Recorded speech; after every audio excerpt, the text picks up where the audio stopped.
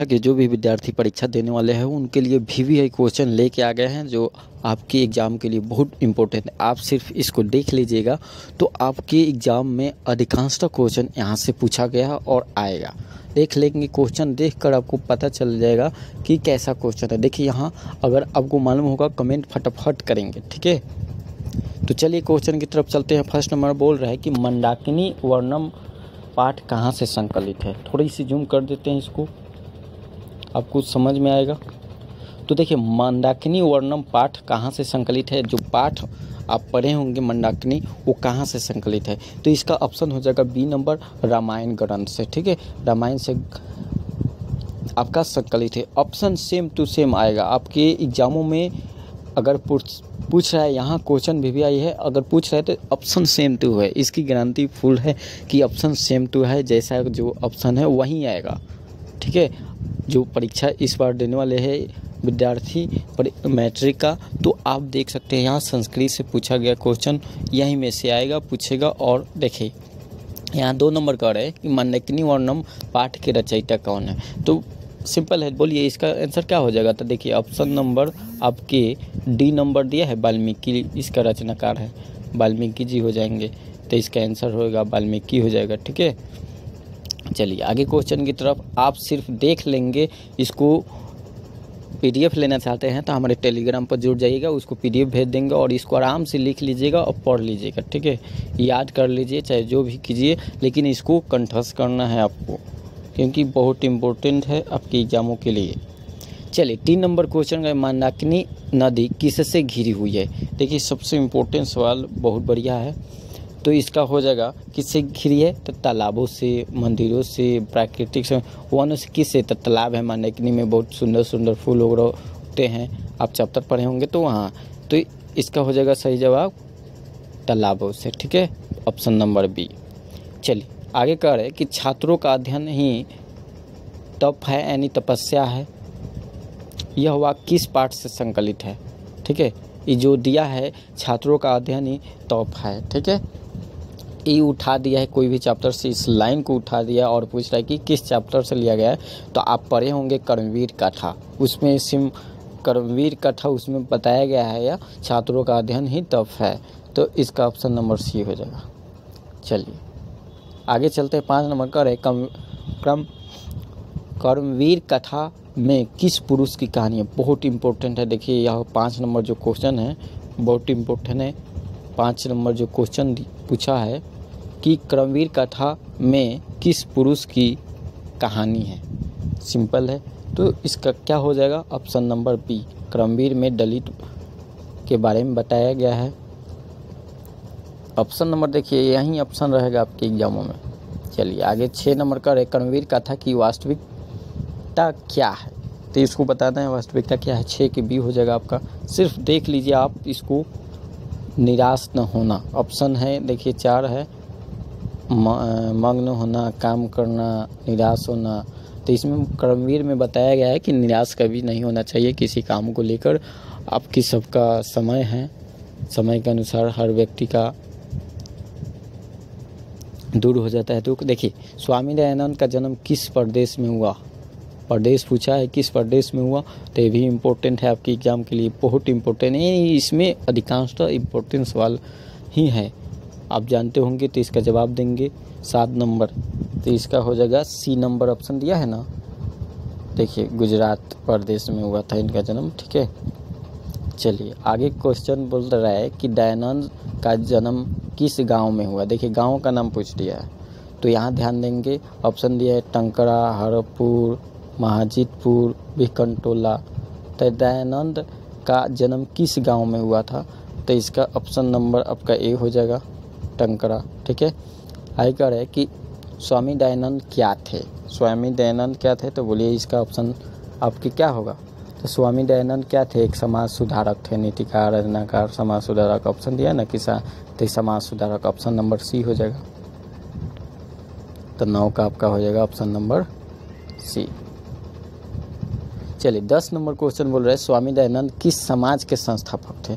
10 number question क्या बोल रहे हैं, तो इसका देखिए किस समाज का पूछ दिया है। तो ये आप याद कर लीजिए, चाहे जो भी कीजिए, बहुत इंपॉर्टेंट है, आपके एग्जाम में पूछा जाएगा।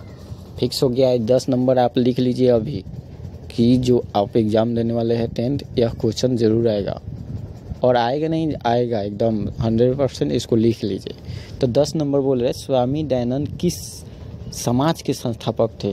तो 10 का क्या हो जाएगा आंसर आपका ए, आर्य समाज के। ठीक है, ऑप्शन नंबर ए हो जाएगा आर्य समाज के। चलिए आगे क्वेश्चन चलते हैं।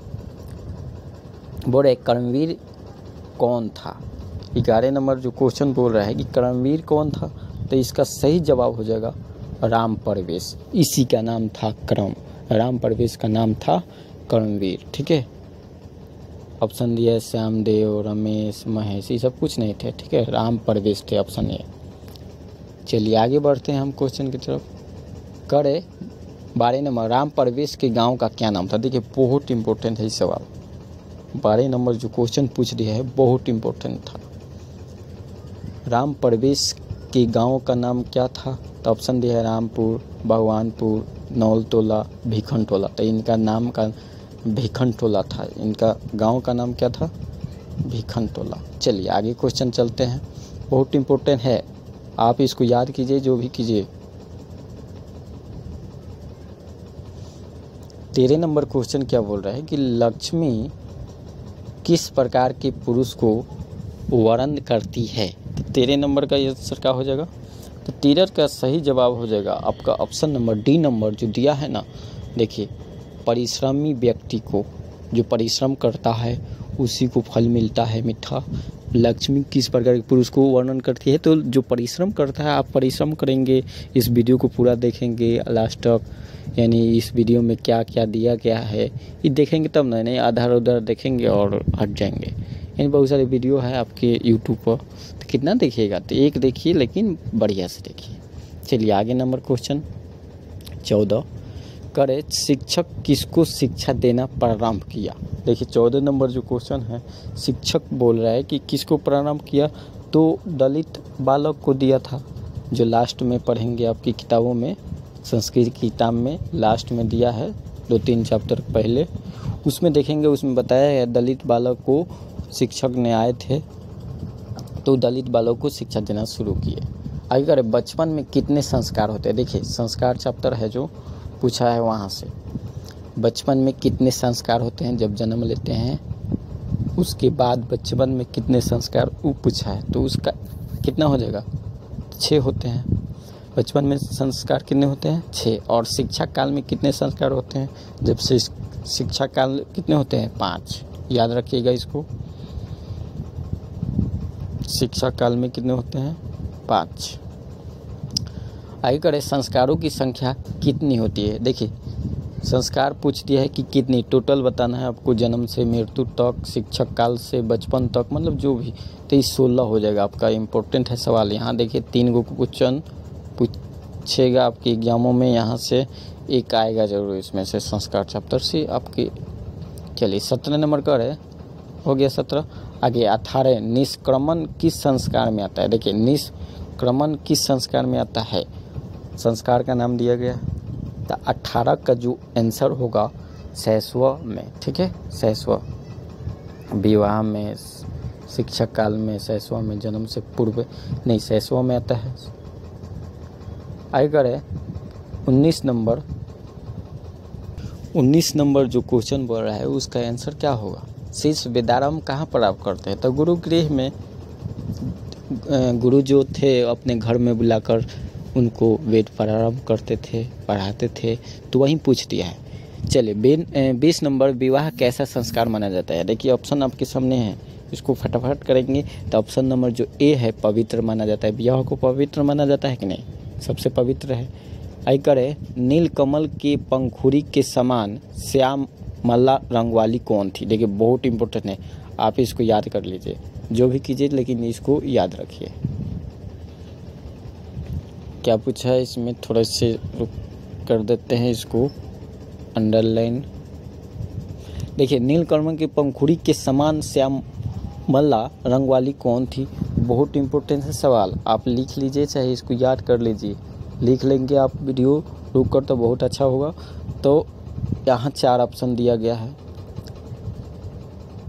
दिया गया है ना, शिला उर्वशी भतारी का विजयांगा, तो नीलकमल की पंखुड़ी के समान श्याम मल्ला की आँख वाली कौन थी। तो देखिए हम इसके जो पीछे वाले वीडियो में जो ये देखिए मॉडल से आपके 3 हैं और इसके पहले जो दिए हैं वो आप देख लेंगे दोनों, तो उसमें बताए थे विजयांगा थी। देखिए इम्पोर्टेंट है, दोनों में आया।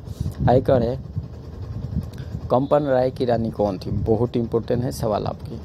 यह किस चैप्टर से, देखिए 4 चैप्टर जो है ना, कंपन राय की रानी कौन थी, 4 चैप्टर आपका है, उसमें से पूछा गया है। तो 22 का आपका ए हो जाएगा। गंगा देवी को बोला गया था कंपन राय की रानी, ठीक है। गंगा देवी की रचना कौन सी है, देखिए ऑप्शन दिया गया है आपके 23 नंबर का ऑप्शन दिया गया है। तो इसका रचनाकार थे मधु विजयम लिखी थी, ठीक है, मधु विजयम। चलिए आगे बढ़ते हैं क्वेश्चन की तरफ। 24 शब्द तो पदी किस संस्कार में आता है, देखिए सब पदी किस संस्कार में आते हैं। तो 24 का आंसर जो आपका हो जाएगा, तो ऑप्शन नंबर जो दिया है ए, विवाह में सप्तवर्षी 7 फेरा होता है ना, उसी को बोलते हैं। तो किस संस्कार में आता है, तो विवाह में। संस्कार का मौलिक अर्थ होता है, तो देखिए संस्कार का मौलिक अर्थ क्या होता है, तो शुद्ध करना, सीधा संस्कार अगर अच्छा हो तो कोई खराब हो तो शुद्ध कर देना संस्कार के हिसाब से। आगे अब देखिए इसमें आ गया है अब ग्रामर से क्वेश्चन।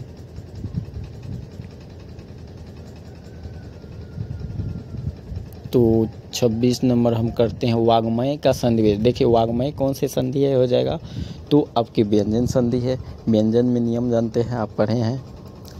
तो 26 नंबर जो आंसर हो जाएगा बी नंबर, वाक्योर मयम। 26 के क्या हो जाएगा, बी हो जाएगा। चलिए ही जोड़ आप्त कामा की संधि होगी, क्या होगी, ही जोड़ आत्म। देखिए ही ई आ रहा है ना, तो ई के बाद कोई भिन्न हो रहा है तो ई का क्या बनता है, यह बन जाता है।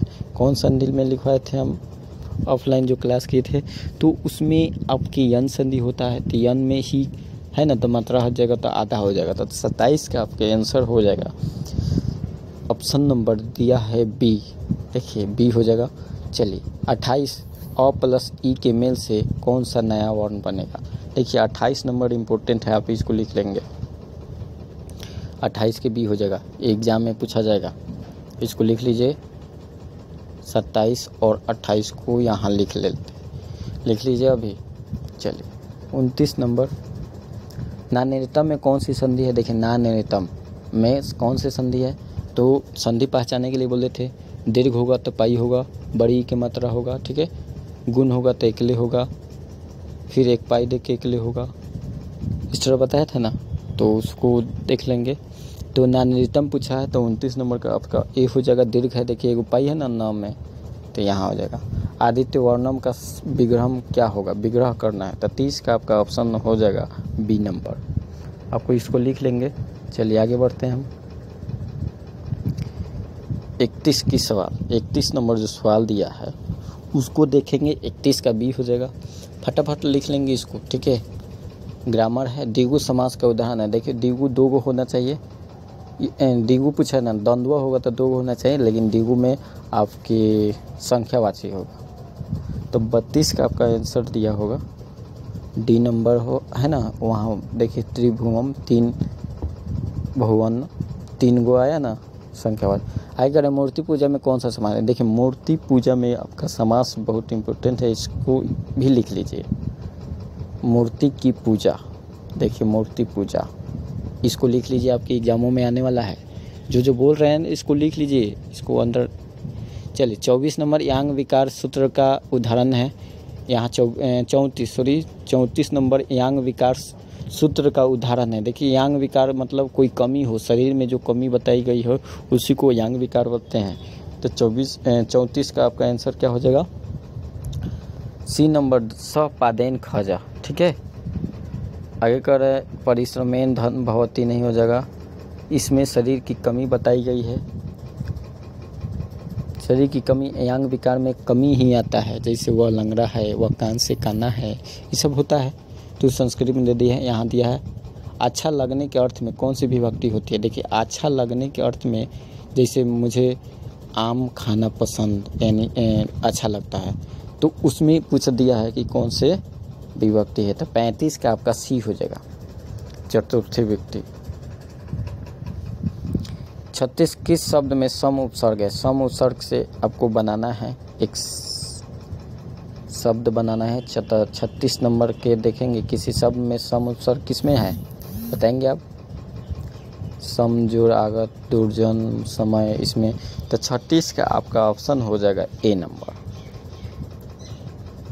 देखिए सम जोड़ आगत होता, सम जोड़ आगत हो जाएगा इसका, तो आगत अलग हो गया और सम अलग हो गया। आगे करें, आचार्य में कौन सा उपसर्ग है? देखिए उपसर्ग पूछा है आचार्य, तो ऑप्शन नंबर आपका 37 का आचार्य पूछा है ना, तो इसमें बी हो जाएगा। क्यों? यहाँ देखिए संस्कृत में आ उपसर्ग थोड़ी ना, आचार्य में आर होता है, तो यह हो जाएगा। चलिए 38 नंबर, दा धातु के लोट लकार प्रत्यय क्या पूछा है? मध्यम पुरुष पूछा है। दा धातु के लोट लकार मध्यम पुरुष एक वचन का रूप कौन सा है? तो देखिए मध्यम पुरुष में जब भी पूछेगा तो ही होता है, एक ही अकारण धातु होगा ना, तो ही होता है, तो इसमें दे ही हो जाएगा, ऑप्शन नंबर सी। 39 के बी हो जाएगा, लेट लकार पक्ष अति सिंपल है। 30 किस धातु का रूप है? तो आस्था धातु का है। देखिए इम्पोर्टेंट है, यहाँ पहले इसको भी अंडरलाइन कर लेते हैं, इसको लिख लीजिएगा, आपके एग्जाम के लिए बहुत इंपॉर्टेंट है। आप इस बार एग्जाम देने वाले हैं मैट्रिक का, तो इसको लिख लीजिए, याद कर लीजिए, जो भी कीजिए, लेकिन बहुत इंपॉर्टेंट है, आपके एग्जामों में आने वाला है। 100% से गारंटी इसमें दिया जाता है। चलिए आगे क्वेश्चन की तरफ बढ़ते हैं। राज्ञा में कौन सी विभक्ति है? देखिए ये भी बहुत इंपॉर्टेंट है। राज्ञा में कौन सी विभक्ति है? आपके 42 नंबर जो क्वेश्चन पूछ रहा है राज्ञा, तो इसका बी नंबर ऑप्शन हो जाएगा राजन। राजन से जुड़ा है, इसमें शब्द रूप पढ़े होंगे। गुरु शब्द के चतुर्थी एक वचन में कौन सा रूप होगा? 43 नंबर जो पूछ रहे हैं, तो उसका हो जाएगा आपका कतुता, कतुतम, कतुत, इतना हुक्म नहीं करेगा, तो इसका हो जाएगा आपका डी नंबर। ठीक है, डी हो जाएगा, इसको याद रखिएगा। चलिए आगे क्वेश्चन बढ़ते हैं। आगे क्या बोल रहा है? कतु जो टल से कौन सा प्रत्यय? देखिए प्रत्यय आ गया, तो इसको आप याद रखिएगा, इसकी कोई नियम फियम नहीं होती है। टल प्रत्यय का क्या चलता है, उसके शेष क्या बचते हैं, तो इसको याद रखना पड़ेगा। तो इसका देखिए कटु है ना, तो कटुता होता है, लास्ट में टल प्रत्यय आ जाएगा तो ता बचता है लास्ट में, इतना याद रखिए। धार्मिक में कौन सा प्रत्यय है? तो देखिए धार्मिक में हम ठक प्रत्यय बताए थे ना, पिछले भी वीडियो में बताए थे, ठक का ई का मात्रा हो जाता है, तो ऑप्शन नंबर बी हो जाएगा। 46 के प्रविषय शब्द से कौन प्रत्यय है? प्रविषय में कौन प्रत्यय है, यही ना पूछा है, तो इसका ऑप्शन नंबर आपका घया यत ऑप्शन दिया है ना, सत्री, हाँ लायब दिया है। चलिए लायब हो जाएगा इसका, 46 के डी हो जाएगा। 47 देखिए क्वेश्चन हम इसके पिछले वीडियो में भी बताए थे, जो डिस्क्रिप्शन में दिया गया है वहाँ से आप देख सकते हैं। इसकी दूसरा पार्ट और पहला पार्ट डिस्क्रिप्शन में दिया गया है, वहाँ से देख लीजिए, और टेलीग्राम पर जरूर जुड़िए, इसका PDF हम डाल देंगे, आप मैसेज करेंगे तो। चलिए 47 का आपके बी हो जाएगा। 30 टन, आस्था धातु का मूल रूप 30 चलता है, 70 प्रत्यय जुड़ा है तो 30 टन। अन बढ़ता है लास्ट में। 48 का आपका हो जाएगा डी नंबर।